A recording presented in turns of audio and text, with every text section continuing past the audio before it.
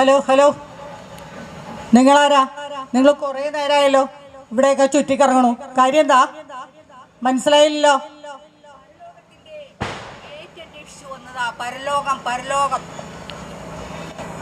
പരലോകത്തിന്റെ gate അന്വേഷിച്ചോ? അപ്പൊ ഇവിടെ വെണ്ടക്ക അക്ഷരത്തിൽ എഴുതി വെച്ചേക്കണ കണ്ടില്ലേ നിങ്ങൾ?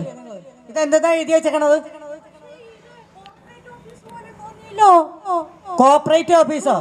ഇത് കോപ്പറേറ്റീവ് ഓഫീസൊന്നുമല്ല, ഇത് പരലോകമാണ്. മനസ്സിലായോ? സാധാരണയായിട്ട് ഒരു പരലോകം എന്ന് പറഞ്ഞു കഴിഞ്ഞാൽ കാവൽ ഭടന്മാരും കൊട്ടാരവും അങ്ങനെയൊക്കെ ആയിട്ടാണ് ഞാൻ വിചാരിച്ചത്. അങ്ങനൊരു സ്ഥാപനമായിരിക്കുന്ന വിചാരിച്ചത്. ഇതെന്തുന്നത് പരലോകം? നിങ്ങൾ വിചാരിച്ചതിന് എനിക്കെന്ത് ചെയ്യാൻ പറ്റും മാഷേ? ഇത് പരലോകമാണ്. നിങ്ങൾ എന്താ ഇപ്പം ഇവിടെ വന്നത്? അതെനിക്ക് മനസ്സിലാവുന്നില്ലല്ലോ. ഞാൻ കുറച്ച് നാളായി ഇങ്ങോട്ട് വന്നിട്ട് എൻ്റെ ലിസ്റ്റ് വല്ലതും ഇവിടെ വന്നിട്ടുണ്ടോ എന്നറിയാനാ. എൻ്റെ ലിസ്റ്റ് അല്ല, നിങ്ങൾ ഈ വെള്ള ഡ്രസ്സ് ഇട്ടേക്കണ എന്താ? എനിക്ക് മനസ്സിലായില്ലല്ലോ. അല്ല, നിങ്ങളാരാ? ഞാൻ ആരാന്ന്? എന്നെ മനസ്സിലായില്ലേ നിങ്ങൾക്ക്? ഇല്ല. അയ്യോ, ഞാൻ നിങ്ങൾക്ക് മുമ്പേ വന്നിട്ട് ഇവിടെ ഇരിക്കണ ആളാണ്. മനസ്സിലായോ? അപ്പൊ ഇതിന്റെ ലിസ്റ്റ് എടുക്കുന്ന ഈ ഗേറ്റ് നോക്കി നിങ്ങൾ വന്നില്ലേ? ഈ ഗേറ്റിന്റെ ഗേറ്റ് കീപ്പറാണ് ഞാൻ. ആളെ ലിസ്റ്റ് നോക്കി അകത്തേക്ക് വിടുന്ന ആള്. മനസ്സിലായില്ലേ? ഓ, മനസ്സിലായി. അപ്പൊ നിങ്ങൾ മരിച്ചതാണോ? വീണ്ടും ഈ വിട്ടി ചോദ്യങ്ങൾ ചോദിച്ചാണോ നിങ്ങൾ ഇങ്ങോട്ട് തന്നെ? എനിക്ക് മനസ്സിലായില്ലേ? നിങ്ങൾ ആരാ? ഞാനേ ഇവിടെ മരിച്ചു പോയിട്ട് കുറച്ച് നാളെ എന്നേക്കാൾ മുമ്പ് വന്ന ആളുകളൊക്കെ ലിസ്റ്റൊക്കെ വന്നു. ഇപ്പം ഇനി ഞാൻ വന്നതാ എൻ്റെ ലിസ്റ്റൊന്ന് നോക്കാൻ വേണ്ടിയിട്ടാ ഞാൻ വന്നത്.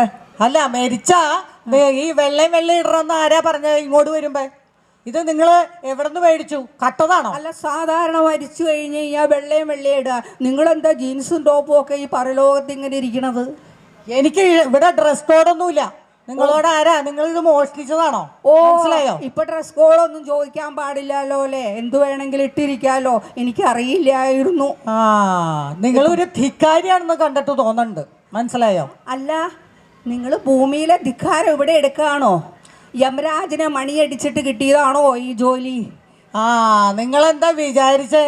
യമരാജനെ മണിയടിച്ചേ? ഭൂമിയിലെ സൂത്രമൊന്നും ഇവിടെ ഇല്ലേ? അല്ല, മനസ്സിലായോ? എനിക്കൊരു ജോലി തരപ്പെടുവോ ഇവിടെ ജോലി തരപ്പെടാൻ നിങ്ങൾ എന്ത് ജോലിയാണ് നിങ്ങൾക്ക് വേണ്ടത്? മനസ്സിലായോ? ഇതുപോലെ ഒരു ജോലി തന്നാ കൊള്ളാം.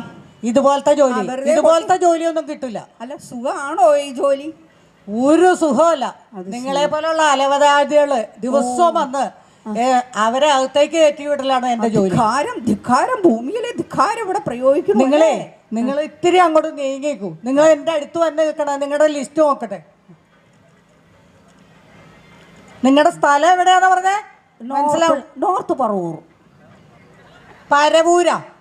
നോർത്ത് പരവൂര് വേറെ. എൻ്റെ ഇവിടെ വന്നിരുന്ന് ഇതിന് ജോലിക്ക് എടുക്കാനും കൊള്ളൂല, വെറുതെ വന്നിരിക്കുകയാണ് ഇങ്ങനെ.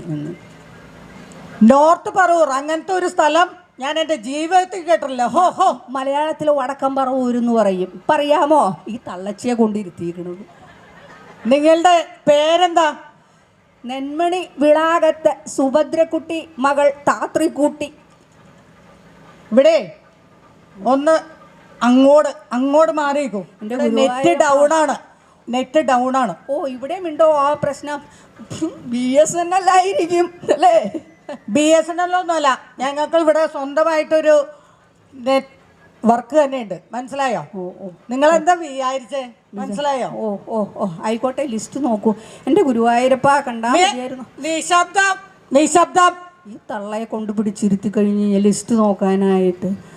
അല്ല, എന്നിട്ട് വേണം എനിക്കിവിടെ ഒരു യൂണിയൻ കൂടണം, എൻ്റെ പിങ്ക് കാർഡ് ആക്കണം, പെൻഷൻ മേടിക്കണം. ഇവിടെയൊക്കെ നിങ്ങളോടല്ലേ പറഞ്ഞേ നിശബ്ദമായിട്ടിരിക്കാൻ? ഈ തള്ളച്ചെ കൊണ്ട് യമരാജനെ എങ്ങനെ ഇതിനെ ബോധിച്ചു?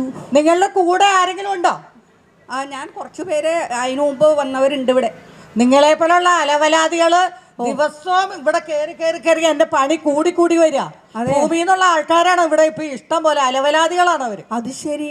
അല്ല, അപ്പൊ നിങ്ങളാരാ? വേവലാദിയോ? നിങ്ങൾ ആരാന്നോ?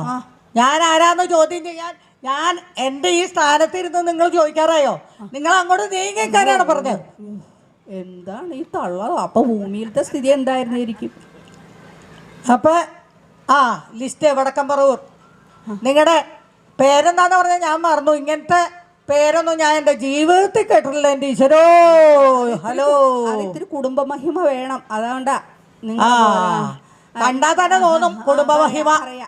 നെന്മണി വിളാകത്തെ സുഭദ്രക്കുട്ടി മകൾ താത്രിക്കുട്ടി ഉണ്ടോ നോക്കൂ.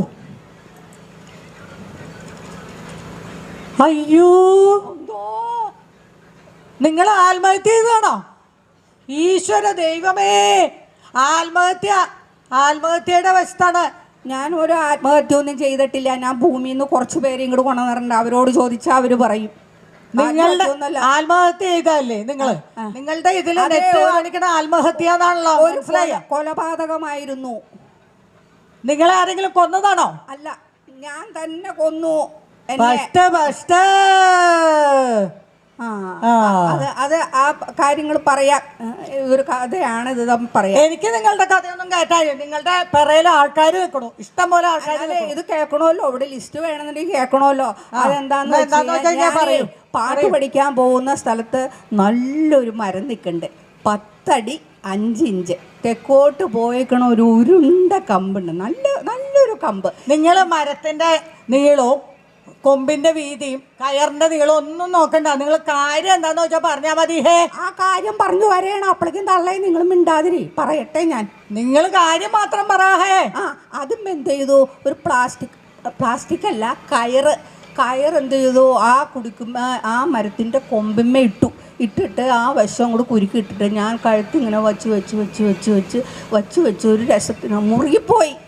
പിന്നെ അറിയാലോ എന്താ ഉണ്ടാവണേന്ന്. അങ്ങനെയാണ് എൻ്റെ പ്രാണം പോയത്. അപ്പൊ മനസ്സിലായി നിങ്ങൾ 2 കൃത്യം ചെയ്തിട്ടാ വന്നേണെ. മോഷണവും ആത്മഹത്യയും. മനസ്സിലായില്ലേ? ഞാൻ ഒരു മോഷണവും ചെയ്തിട്ടില്ല, ഒന്നുമില്ല. അത് വരുന്ന സമയത്തൊരു വീടിൻ്റെ ഇമ്മറത്തെ ഒരു കിണറിൻ്റെ വക്കത്തായിട്ടൊരു ബക്കറ്റ് ഇരിക്കണു. അത് നല്ല പുത്തൻ കയറ് കെട്ടിയിരിക്കണു. ആ കയറെടുത്തിട്ട് ഞാൻ ആരും കാണാതെ അഴിച്ചെടുത്തു. അത് കാണാതെ ചെയ്യുന്ന കൃത്യത്തിനാണ് മോഷണം എന്ന് പറയുന്നത്. ഞാൻ മോഷ്ടിച്ചിട്ടില്ല. ഇവിടെ ഇരിക്കുന്ന ആളുകൾക്കറിയാം ഞാൻ ഭൂമിയിൽ നിന്ന് കുറച്ച് പേരെ കൊണ്ടുവന്നിട്ടുണ്ട്. അവർക്കറിയാം ഞാൻ മോഷ്ടിക്കില്ല.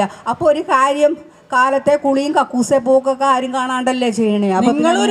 നിങ്ങൾ വാതിൽ തുറന്നിട്ട് ചെയ്യേ, ഞാനെന്ത് വേണം? അതെ, അങ്ങനെ വരാൻ പോണ്ട. ഇവിടുത്തെ സർക്കാർ യമരാജൻ പറഞ്ഞിട്ടുണ്ടോ അങ്ങനെ ചെയ്യാൻ? ഹലോ ദേ, ഈ സ്ത്രീയെ പിടിച്ച് ജീവൻ കൊടുത്ത് ഭൂമിയിലേക്ക് വിടൂ ഉടൻ. അയ്യോ മാഡം, വിടരുത്. ഭൂമിയിൽ ഇപ്പൊ എന്തെല്ലാം പ്രശ്നമാണെന്നറിയാമോ? എന്താ നിങ്ങൾ പറയണേ? റോസ്, മുല്ല, ബുച്ച, ഈശ്വര്, പിന്നെ കൂടാതെ ഈയിടെ മാവിൻ തോട്ടത്തിൽ കൂടെ നടന്ന ഗർഭം, പിന്നെ എന്താ പറയുക, പിന്നെ അതുകൂടാണ്ട് നമ്മുടെ അയ്യപ്പസ്വാമിയുടെ കാര്യമൊക്കെ അറിഞ്ഞുകൂടെ ഇപ്പോൾ? അതെല്ലാം വലിയ വിഷമത്തിലാണ്. കേൾക്കാൻ വയ്യ. എനിക്ക് ഇവിടെ എന്തെങ്കിലും തരപ്പെട്ട് ഞാൻ ഇവിടുത്തെ കഞ്ഞിയൊക്കെ കുടിച്ച് കിടന്നോളാം.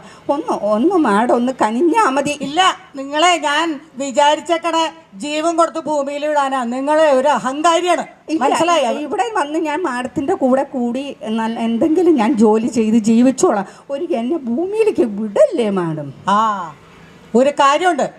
ഇവിടെ എങ്ങനെയാ ചിട്ടാന്ന് വെച്ചാ, ഈ മോഷണവും ആത്മഹത്യയും ചെയ്തതിന് 1 നൂറ്റാണ്ട് തിളച്ച എണ്ണയിൽ കിടക്കണം.